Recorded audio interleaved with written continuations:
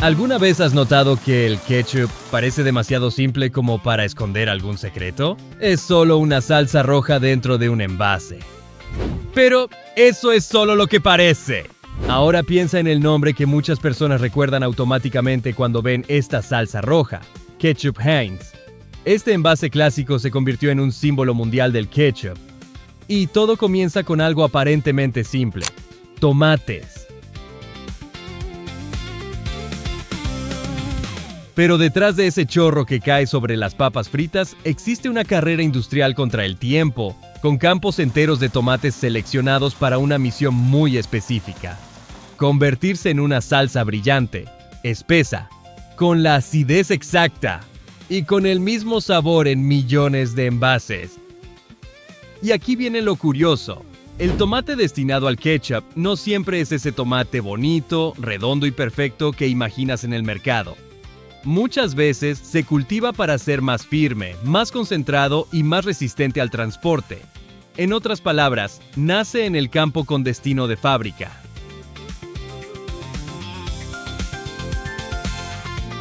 Sean todos bienvenidos al canal Fábricas y Hechos. Hoy descubrirás cómo el ketchup sale del campo, atraviesa máquinas gigantes, tanques hirvientes y pruebas de precisión hasta llegar a tu mesa. Y este increíble proceso solo lo puedes ver aquí en Fábricas y Hechos. Lo más impresionante es que el ketchup debe obedecer una regla invisible. No puede ser demasiado líquido porque se escurriría como jugo de tomate, ni demasiado espeso porque quedaría atrapado en el envase. Tiene que caer en el punto exacto. Esa textura que parece natural es una construcción industrial calculada hasta el último detalle. Y si viste el episodio anterior sobre las papas fritas congeladas, ya descubriste cómo la industria transforma un alimento común en un producto estandarizado al milímetro. Con el ketchup la lógica es parecida, solo que ahora, en lugar de cortar, prefritar y congelar papas, la fábrica debe dominar el agua, la acidez y el color de toneladas de tomates. Piénsalo por un segundo. Para que puedas apretar un envase y ver salir la salsa suave, roja y uniforme, alguien tuvo que elegir la variedad de tomate, preparar la tierra, controlar el riego, cosechar en el momento preciso, transportar toneladas sin perder calidad, cocinar, concentrar, sazonar, analizar, envasar y distribuir. Antes de entrar en esta increíble fábrica roja, revisa si ya estás suscrito a Fábricas y Hechos. Porque hoy descubrirás que el ketchup no comienza en el envase, sino mucho antes, en la tierra donde se cultiva.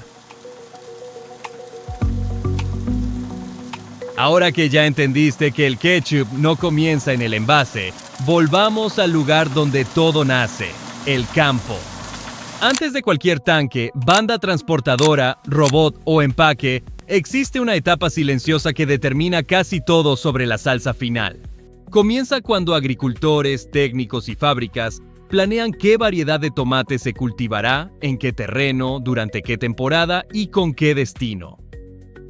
El tomate destinado al ketchup no se elige solo por su apariencia. Debe reunir características industriales. Necesita contener mucha pulpa, tener un color intenso, buena resistencia, piel firme y soportar el transporte sin convertirse en una masa aplastada antes de llegar a la fábrica. La lógica es distinta a la de un mercado. El objetivo no es producir un tomate delicado para venderlo por pieza. El objetivo es obtener materia prima uniforme, en grandes volúmenes y lista para ser procesada rápidamente. Por eso, todo comienza con la preparación del suelo. Las máquinas recorren la tierra, removiéndola, nivelándola y organizando el terreno para que las plantas crezcan en hileras bien definidas. Estas hileras se diseñan para permitir el paso de tractores, sistemas de riego, pulverizadores y, más adelante, enormes cosechadoras. Incluso la distancia entre las plantas ayuda a controlar la ventilación, la exposición al sol, el acceso de la maquinaria y la uniformidad de la producción. Después viene la elección de las plántulas o semillas. Aquí, la industria ya está pensando en la salsa del futuro. Cuanto más uniformes sean los tomates en el campo, más predecible será su cocción dentro de la fábrica. Si una parte madura antes y otra después, el lote puede quedar irregular. Si el tomate llega con demasiada agua, la fábrica tendrá que consumir más energía para concentrar la pulpa. parece agricultura convencional, pero en realidad es ingeniería de procesos comenzando bajo la tierra. El riego también es decisivo. El tomate necesita agua, pero un exceso puede diluir sus sólidos naturales y dificultar la concentración posterior. La falta de agua puede reducir el rendimiento y afectar la textura. Por eso, el cultivo se vigila como si fuera un organismo vivo. Los técnicos observan el suelo, el clima, las hojas y cada etapa del crecimiento. Imagina una fábrica sin techo, donde cada decisión tomada semanas atrás terminará reflejándose en el sabor, el color y el rendimiento. Con el paso de los días, el paisaje se vuelve impresionante. Primero aparecen pequeños puntos verdes entre las hojas, después surgen tonalidades anaranjadas. Finalmente, el rojo comienza a cubrir el cultivo. Es en ese momento cuando la industria debe actuar con precisión. Cosechar demasiado pronto significa obtener tomates que aún no han madurado por completo. Cosechar demasiado tarde aumenta el riesgo de pérdidas, aplastamiento o fermentación. El punto exacto determina cuánto de ese campo terminará convertido en salsa. Y aquí aparece una escena capaz de atrapar cualquier mirada: la cosecha industrial. No se parece a una recolección delicada hecha con una canasta en la mano. En las grandes plantaciones entran máquinas robustas que avanzan por el campo, levantan las plantas, las sacuden, separan los frutos y conducen los tomates hacia el transporte. El campo se convierte en una línea de producción en movimiento. Por un lado, las plantas entran en la máquina. Por el otro, una corriente roja avanza hacia los camiones. Dentro de estas cosechadoras, la separación debe realizarse con rapidez. Hojas, ramas, tierra y frutos demasiado verdes o dañados deben apartarse del camino. Dependiendo del sistema, sensores ópticos y personas ubicadas sobre plataformas ayudan a identificar qué debe continuar. Cuanto mejor sea la selección desde el campo, menos problemas habrá dentro de la fábrica. Cada impureza que entra en la carga representa más trabajo durante el lavado y un mayor riesgo de pérdidas. Ahora imagina la escala visual de esta etapa. No es una caja de tomates rumbo a una cocina. Son toneladas moviéndose de manera continua. La cosechadora descarga los frutos en camiones o remolques, y el rojo se acumula como una montaña viva. El tomate industrial resiste mejor este ritmo, pero el reloj comienza a correr. Una vez separado de la planta, la fábrica debe recibirlo, lavarlo y procesarlo rápidamente. Aquí entra una de las partes más importantes: el transporte. Camiones cargados de tomates avanzan hacia la fábrica, muchas veces formando una cadena continua entre el campo y la planta de procesamiento. La logística debe estar perfectamente sincronizada. Si llegan demasiados camiones, pueden formarse filas. Si el trayecto se prolonga, el tomate comienza a deteriorarse. Por eso, la distancia, el horario de cosecha y la capacidad de la fábrica deben funcionar como piezas de una misma máquina. Cuando aprietas un sobre de ketchup, estás viendo el resultado de una carrera coordinada entre la agricultura y la industria. El campo debe entregar tomates maduros en el momento preciso, el camión debe llegar al ritmo adecuado y la fábrica debe estar lista para recibirlo todo sin dejar la materia prima detenida durante demasiado tiempo. Un error en esta secuencia puede afectar el color, el rendimiento, el sabor y el costo final. Cuando los camiones llegan a la fábrica, lo primero que llama la atención es el volumen. La carga roja se descarga en áreas de recepción, canales de agua o sistemas de alimentación que ayudan a mover los tomates sin dañarlos demasiado. El agua también comienza a desprender tierra, hojas, polvo y residuos del campo. Es como si los tomates entraran en un río industrial que los conduce hacia las primeras etapas de limpieza. En este punto, muchas personas imaginan que la fábrica recibe únicamente tomates perfectos, todos iguales y brillantes como en un anuncio. La realidad es mucho más interesante. Lo que llega es una materia prima agrícola, llena de variaciones naturales.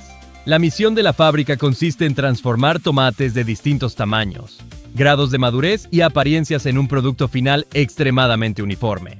Y si te está gustando descubrir cómo una salsa tan común depende de una operación enorme, incluso antes de entrar en los tanques, deja tu like. Eso le indica a YouTube que disfrutas conocer el interior de las fábricas, la agricultura mecanizada y los procesos industriales que muy pocas personas observan de cerca, y ayuda a Fábricas y Hechos a seguir creando más videos como este. Después de la recepción, comienza un lavado más intenso. Los tomates atraviesan sistemas que eliminan impurezas mediante agua corriente, agitación y separación. Las partículas de tierra, las piedras pequeñas y los restos vegetales deben desaparecer del proceso. La fábrica no solo está limpiando los tomates para mejorar su apariencia, también protege la maquinaria, preserva la seguridad alimentaria y prepara la materia prima para convertirla en pulpa. A partir de aquí, los tomates entran en un flujo cada vez más controlado. El hermoso caos del campo comienza a transformarse en orden industrial. Aquellos frutos que estaban dispersos por el cultivo ahora avanzan entre bandas transportadoras, canales, bombas y equipos cerrados. El color rojo domina el entorno y cada metro de la línea acerca al tomate un poco más a su transformación. Y este es el primer gran secreto del proceso. El ketchup nace antes de la receta. Nace en la elección de la variedad, en la preparación de la tierra, en el riego, en el punto de maduración, en la máquina que cosecha e incluso en el camión que lo transporta. Cuando la fábrica recibe el tomate, la mitad de la historia ya está escrita. Después de salir del campo, pasar por la cosecha industrial, los camiones, el lavado y la selección, el tomate finalmente está listo para perder su forma original. A partir de ahora, verás cómo es triturado, calentado, separado de la piel y las semillas, concentrado y mezclado con los ingredientes que transforman una simple pulpa roja en el ketchup que todos reconocen.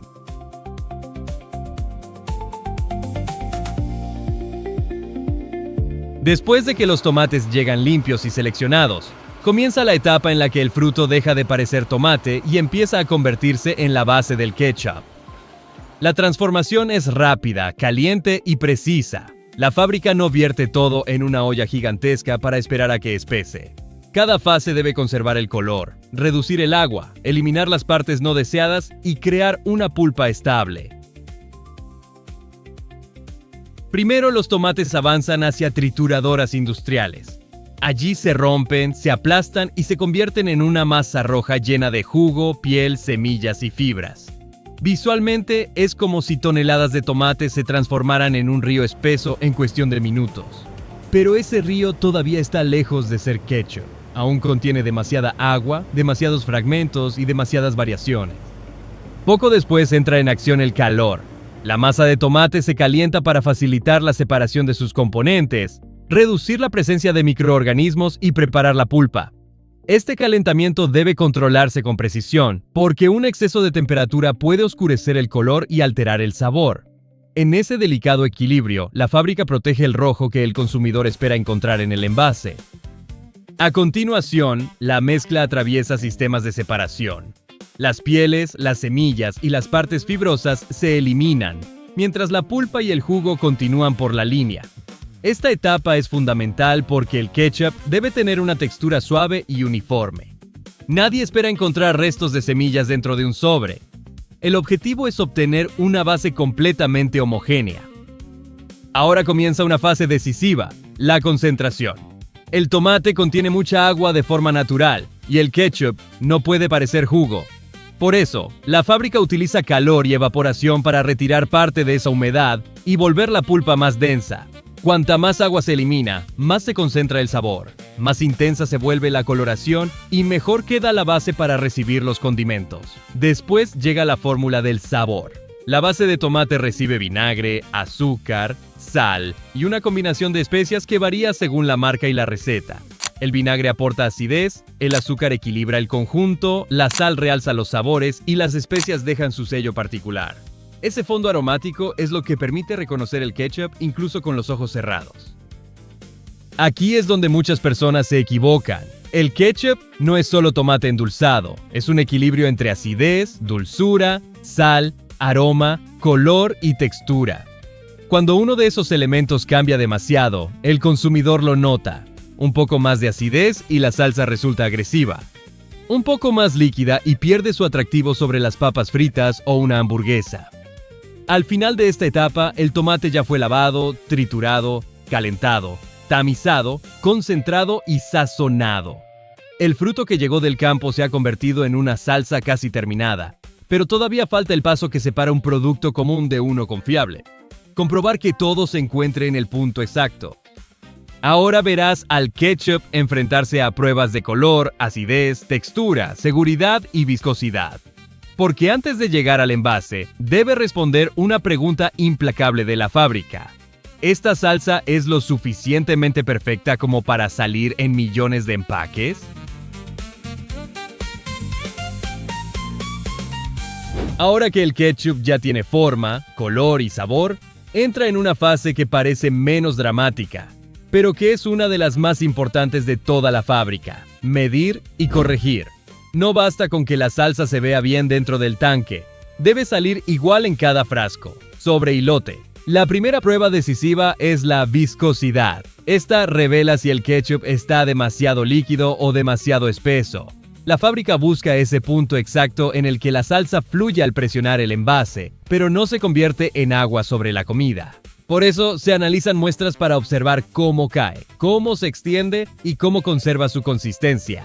Después viene el color. El tono rojo no puede variar demasiado porque el consumidor lo nota. Un lote oscuro puede parecer quemado. Uno demasiado pálido puede dar la impresión de estar débil o diluido. Por eso, la industria compara la apariencia de la salsa con estándares internos, asegurándose de que ese color intenso se mantenga dentro de los parámetros esperados. La acidez también se somete a verificación. El vinagre no se añade únicamente para aportar sabor, también contribuye al equilibrio y la conservación del producto, junto con la cocción, la formulación y un envasado adecuado. Sin embargo, demasiada acidez vuelve agresivo al ketchup, mientras que una cantidad insuficiente altera la identidad de la salsa. Mientras tanto, el ketchup circula por tuberías cerradas, bombas sanitarias y tanques de espera. En muchas fábricas, el contacto manual se reduce al mínimo. La salsa atraviesa tubos de acero inoxidable, sensores y válvulas, como si recorriera una red de venas industriales. En la etapa de envasado, todo se vuelve hipnótico. Las máquinas colocan los frascos, dosifican la cantidad exacta, ajustan las tapas y los envían a la línea de etiquetado a gran velocidad. Cada envase debe recibir el volumen correcto, un cierre seguro y la identificación de su lote. Si algo falla, los sensores pueden retirar esa unidad de la línea. En el caso de los sobres, la lógica resulta todavía más impresionante. Láminas de plástico atraviesan máquinas que forman pequeños empaques, reciben una dosis precisa de ketchup, se sellan y se cortan en secuencia. Esos sobres que encuentras en restaurantes y puestos de comida nacen de una rápida coreografía de plástico, calor, presión y dosificación. Ahora quiero saber tu opinión. ¿El ketchup queda mejor en frasco, en botella exprimible o en sobre? Déjalo en los comentarios y escribe también tu ciudad y tu estado, porque siempre es interesante descubrir desde dónde acompaña la comunidad de fábricas y hechos estos procesos industriales. Después del envasado, todavía queda la inspección. Algunas líneas verifican el peso, la tapa, la etiqueta, la fecha, el sellado y la apariencia exterior. El objetivo es impedir que un envase deformado, con fugas o fuera de especificación llegue al mercado. El ketchup no es confiable por casualidad. Pasa por mediciones y controles para que la salsa que utilizas hoy conserve las mismas características que tenía meses atrás. El color, la acidez, la textura, el volumen y el sellado deben funcionar en perfecta armonía. Ahora, listo y empacado, el ketchup abandona la línea de producción y comienza otro viaje. Cajas, tarimas, camiones, supermercados, restaurantes y curiosidades que revelan por qué esta salsa se convirtió en uno de los acompañamientos más reconocidos del planeta. Después de pasar por el cultivo, la cosecha, el transporte, el lavado, la cocción, el sazonado, las pruebas y el envasado, el ketchup finalmente está listo para salir de la fábrica, pero su recorrido aún no termina. Ahora comienza una etapa menos visible: convertir frascos, botellas exprimibles y sobres en cargas destinadas a supermercados, restaurantes y centros de distribución. Los frascos avanzan por bandas transportadoras hasta ser agrupados en cajas. Los sobres se cuentan con precisión y forman paquetes más grandes. Después, todo se apila sobre tarimas, se protege con película plástica y se identifica con el lote, la fecha de caducidad y el destino. Es el momento en que la salsa se convierte en mercancía lista para circular. Y aquí se derrumba un mito muy común. Muchas personas imaginan que el ketchup dura únicamente por contener una cantidad excesiva de conservadores. En realidad, su estabilidad depende de varios factores trabajando en conjunto: acidez, cocción, concentración, envase sellado, higiene y formulación. Por eso, un sobre de restaurante, una botella exprimible del supermercado y un frasco grande para uso comercial parecen versiones distintas de una misma idea. Tal vez la mayor hazaña del ketchup no sea su sabor, sino su capacidad de repetirse. Debe parecer sencillo, incluso después de atravesar un proceso gigantesco. Tiene que caer sobre el plato con el mismo color y ofrecer el sabor que el consumidor espera. Si llegaste hasta aquí, ya lo sabes.